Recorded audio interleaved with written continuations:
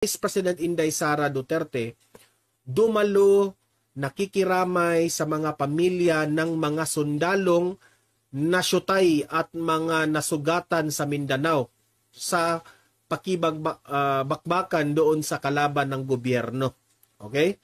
Inisyu pa nila itong pakikiramay ni VP Sara. Oh. Sip-sip raw itong si VP Sara. Pa-epal raw yung ginawa ni VP Sara sa pagpakikiramay sa sundalo. Oh. Yan ang itatalakay natin. Pero bago ang lahat, bago natin ito itatalakay lahat, help me na i-like at i-share itong video natin sa Facebook at sa YouTube. Okay?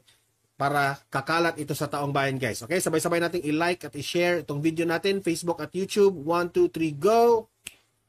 Thank you very much. And also, guys, i-subscribe, i-follow itong Donmar TV para lagi kayong updated sa mga balita na kagaya nito. Okay? Paki-follow, subscribe sa Donmar TV, Facebook at YouTube. Ready? 1, 2, 3, go! Okay, thank you very much. Itong si VP Sara, pumunta dito sa mga sundalo, nakikiramay. Yung mga nasyutay na sundalo at itong mga nasugatan. Inisyu na naman. Alam nyo ba kung bakit inisyu? Unang-una, ang taong bayan, hinanap si Presidente Bongbong Marcos.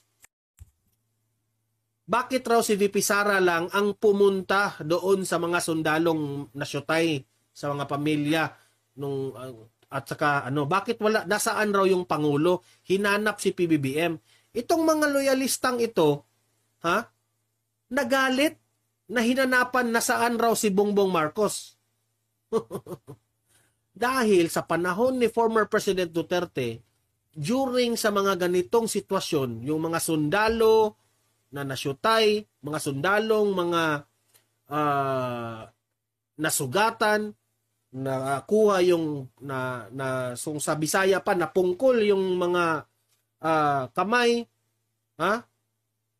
kaagad itong si former President Duterte, nandun kaagad. Kahit busy itong si Duterte dati, pupunta talaga dyan kahit saang sulok pa yan. Para ipakita ang suporta para sa mga sundalo. Ngayon, ang nakikita nila si VP Sara lang.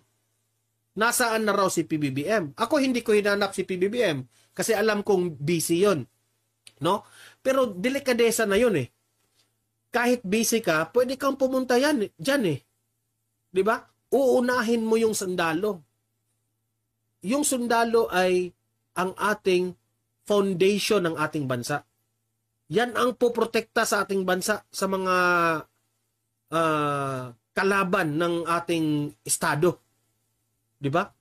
So you have to show. Pero hindi ko mapipilit dahil si PBBM ganyan. Okay? So wala tayong magagawa dyan.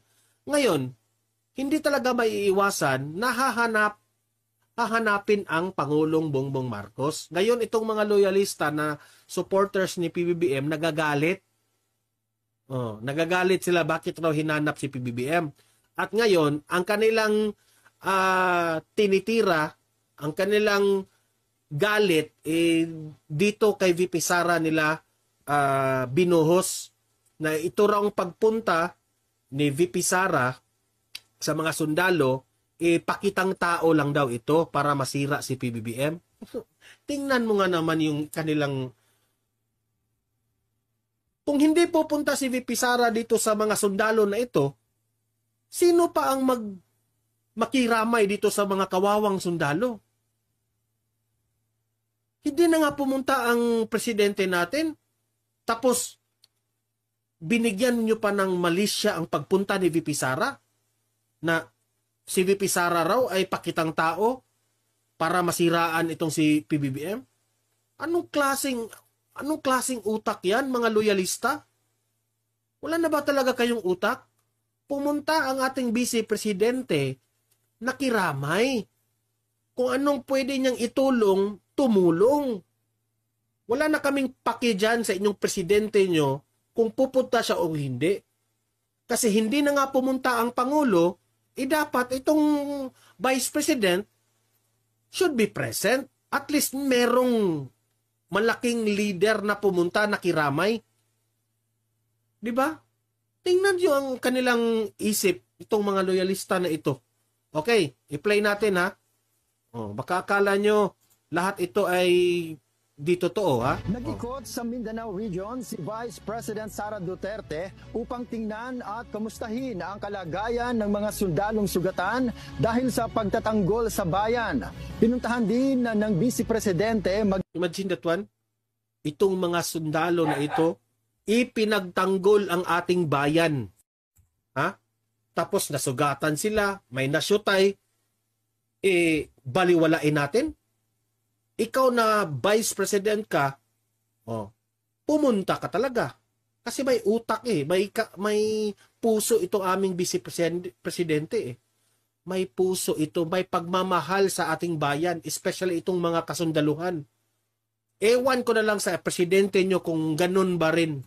Ang kanilang mga naulilang kaanak ng nakaburol pang mga sundalo. Ayon kay VP Sara, una niyang pinuntahan ang mga sugatang sundalo sa Davao City, kasunod ang bayan ng Lala, Lanao del Norte at Iligan City. Nagpunta rin ito sa Camp Evangelista Station Hospital kung naroon. Lahat ng mga sundalong nasugatan, pinuntahan talaga.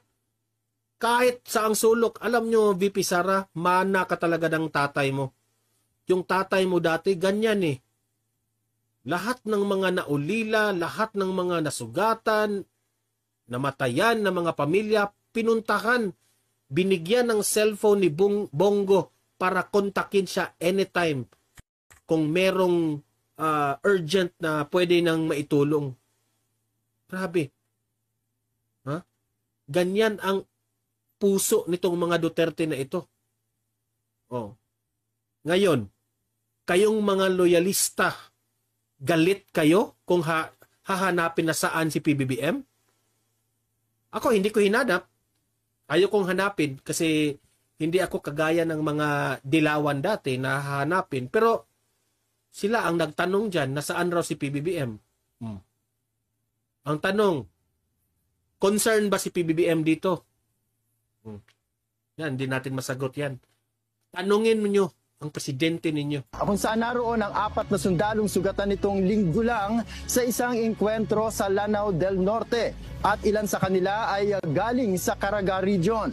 Naisumano ng pangalawang Pangulo na magpasalamat sa mga ito sa serbisyong ibinigay nila sa Kaya nga, tamang-tama. Si VP Sara pumunta sa mga sundalo, nagpapasalamat. Ako rin, from the bottom of my heart, kasama ang mga taong bayan, mga AFP, maraming salamat sa serbisyo ninyo.